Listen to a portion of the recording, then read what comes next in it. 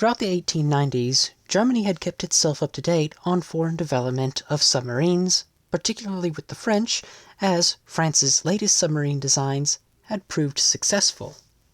As a result, in 1899, the German Torpedo Inspectorate recommended that the German Navy place resources towards the development of a submarine that had offensive and defensive capabilities of Germany's northern coast.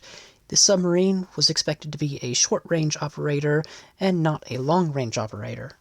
As a result of this request, the Kaiser asked Councillor Busley, whom was chairman of the Technical Shipbuilding Society, to give a public speech on the development of submarines at that point, and his speech would end on an important point.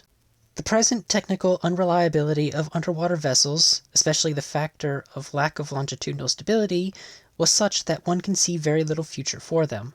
The German naval authorities are right when they refuse to indulge in expensive and long drawn-out experiments with submarines, but confine themselves to the construction of battleships, cruisers, and sea-going torpedo boats. The conclusion that devoting time and resources to submarines was a waste was supported by Secretary of State Alfred von Tirpitz, whom, for right now, would get his way in ignoring submarines. Within a few years, this attitude would begin to change, as, on the 19th of February 1903, a submarine's keel was laid down at the Germaniawerft shipyard, and it was completed on the 8th of June 1903, going through trials for the remainder of the year. This submarine would be named the Forelle. The Forelle was significant politically, as Kaiser Wilhelm II and Prince Heinrich of Prussia would inspect and even participate in diving trials with the submarine in late 1903, and as a result, the Chief of Staff of the German Torpedo Inspectorate, Konter-Admiral Zeyer, would also inspect the submarine. Germaniawerft's intention in building the Forelle was to obtain contracts for constructing submarines for naval powers, and as a result of the Russo-Japanese War in 1904, they got this very wish when Imperial Russia ordered 3 submarines on the 20th of April. Due to the Russians ordering submarines from a German yard, Admiral Tirpitz's opinion on submarines rapidly changed, as, on the 22nd of July 1904, he wrote, "I intend to have a submarine built by the Naval Ministry and authorize the Technical Department to carry out the construction. I request the Technical Department to find an enterprising construction official of the younger school who is prepared to dedicate himself to submarine construction. This person is to be placed at the disposal of the Naval Ministry. It is hoped to make available several naval construction officials to study competitive plans." In the autumn of 1904, Gustav Berling was appointed to the German Torpedo Inspectorate for the inspection of submarine designs. This would result in designs 1 and 2, which were small single-hulled diving boats, and projects 3, 4, 5, 6, 7, and 8, which were similar in design except they were double-hulled.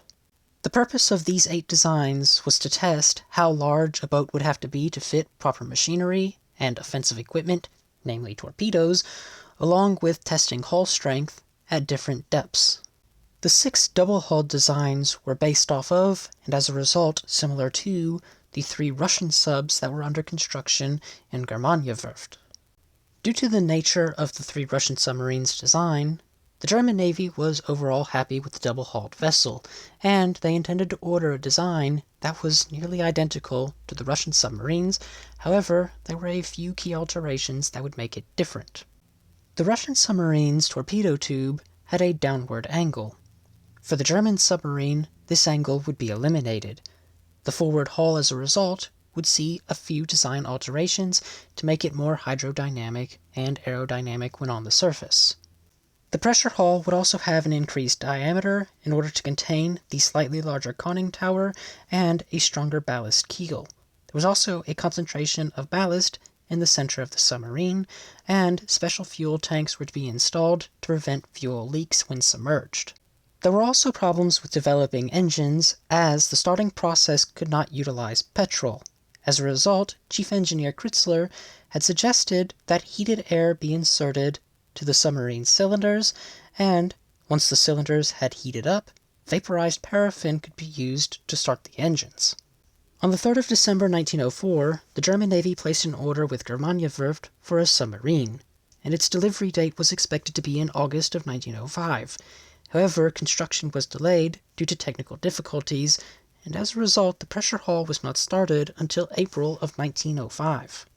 Due to delays in construction, the submarine would not be ready for launching until the 4th of August 1906, 12 months later than its expected delivery date.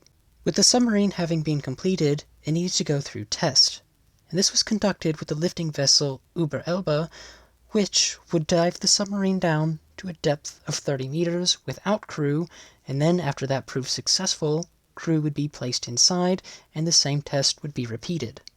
In September of 1906, the submarine would undergo a series of power trials to prove the soundness of its design, and on the 14th of December 1906, the submarine was officially handed over to the German Navy, being commissioned U-1. U-1's specifications are as follows.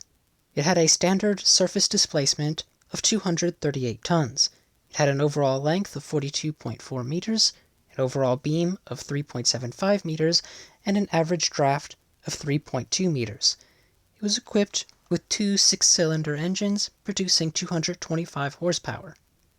As a result, it had a maximum surface speed of 10.6 knots and a maximum submerged speed of 8.67 knots. It had a maximum operational range of 1,500 nautical miles at 10 knots on the surface. It had a maximum diving depth of 30 meters, and it was equipped with a single 45-centimeter torpedo tube that fired C3 torpedoes with 3 reloads.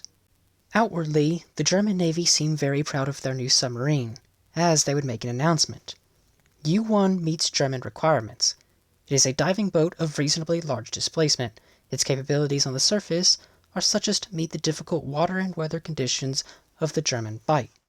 It has paraffin-burning engines. Our defense policy lays the greatest emphasis on operational safety. Petrol engines cause a very large number of accidents, and these are caused by explosions which have occurred especially often in England. Prior to 1904, it would have been impossible to have built such a boat. While this public announcement drew attention to the superiority of U-1's design to any preceding submarines, internally, the German Navy was not convinced in the submarine's utility, especially Alfred von Tirpitz, whom expected Germany's submarine program to slow down and eventually die off. Due to this expectation, between 1907 and 1909, the German Navy would only supply enough funding for the construction of 4 submarines. The utility of the U-boat would not be recognized until the First World War began, and even then, during the opening years, a multitude of restrictions prevented U-boats from showing off their full quality. It would not be truly until 1917 that the U-boat was able to show off the full extent of its capabilities. However, those are stories for different days. With that having been said, I have nothing more I wish to add on to this topic for today. So, if you have learned something new in this video, why not leave a like and a comment down below, and have a wonderful day.